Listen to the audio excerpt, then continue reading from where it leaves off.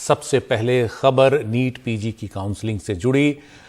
इस मसले पर लंबा आंदोलन किया रेजिडेंट डॉक्टर्स ने और अब उसका नतीजा आया है। जब सुप्रीम कोर्ट ने इसकी इजाजत दी तो सरकार ने तय किया है कि 12 जनवरी से नीट पीजी की काउंसलिंग की जाएगी।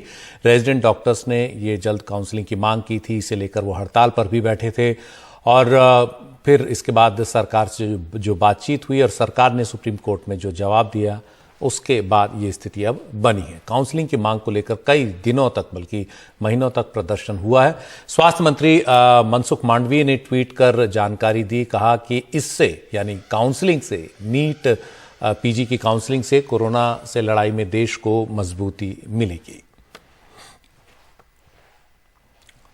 तो मनसुख मांडविया जो हैं उनका जो ट्वीट है उन्होंने लिखा है कि रेजिडेंट डॉक्टर्स को स्वास्थ्य मंत्रालय द्वारा दिए आश्वासन के अनुसार माननीय सर्वोच्च न्यायालय के आदेश के बाद एमसीसी द्वारा नीट पीजी काउंसलिंग 12 जनवरी 2022 से शुरू की जा रही है। इससे कोरोना से लड़ाई में देश को और मजबूती मिलेगी। सभी उम्मीदवारों को मेरी शुभकामनाएं। तो ये मसला जो है अब सुलझने की तरफ बढ़ा है। हालांकि अभी जो ईडब्ल्यूएस कोटा है इकोनॉमिकली वीकर सेक्शंस का, उसको 8 लाख पर किए जाने की जो बात थी उसे लेकर कोई अंतिम फैसला नहीं आया है। सरकार ने कहा कि जो स्थिति अभी तक थी वही अभी पीछे वाली स्थिति बनी रहेगी। हमारे साथ डॉक्टर मनीष हैं जो प्रेसिडेंट हैं फोर्डा के, जो एसोसिएशन इस पूरे आंदोलन को की अगुवाई कर रही थी। और डॉक्टर मनीष, अब सरकार ने ये फैसला लिया है तो इससे उम्मीद है कि रेजिडेंट डॉक्टर्स को अब राहत मिलेगी और जो स्वास्थ्य का हमारा सिस्टम है उसको भी थोड़ा अब और डॉक्टर्स मिल पाएंगे। जी बिल्कुल, ये बहुत जरूरी था हमारे लिए, क्योंकि अभी जो आप देख रहे हैं कोविड का 3rd वेव जो चल रहा है उसमें हमारे रेजिडेंट डॉक्टर्स बहुत सारे नंबर्स में पॉजिटिव आ चुके हैं। पहले से हमारे पास मैन पावर की कमी थी और अब ये जो पॉजिटिव आ गया उसके कारण दिन पर दिन और हमारे पास मैन पावर की कमी होती जा रही थी। और उस वक्त ये डिसीजन आना कि 12 जनवरी से वो काउंसलिंग स्टार्ट करेंगे तो बहुत ही अच्छी बात है और बहुत ही राहत की बात है हम रेजिडेंट डॉक्टर्स के लिए। इसके अलावा आपकी क्या कुछ और भी मांगें थी जिनका आप सरकार की तरफ से इंतजार कर रहे हैं कि उनको भी सरकार जल्द से जल्द हल करे? जी नहीं, हमारी सिर्फ एक ही मांग थी, नीट पीजी काउंसलिंग जल्द से जल्द कराने के लिए। अब उसका डेट आ गया और हम उम्मीद कर रहे हैं कि 20 से 25 तारीख के बीच में हमारे जो जूनियर डॉक्टर्स है वो ज्वाइन करेंगे और हमारे मैन पावर रिस्टोर होगी फिर से। जी, तो अगर आम लोग समझना चाहें कैसे इससे फर्क पड़ेगा, जो नीट पीजी की काउंसलिंग होगी तो किस तरह से जो नए एडमिशन आएंगे तो पुराने सीनियर रेजिडेंट डॉक्टर्स जो हैं वो कहाँ जाएंगे, कहाँ एब्जॉर्ब होंगे?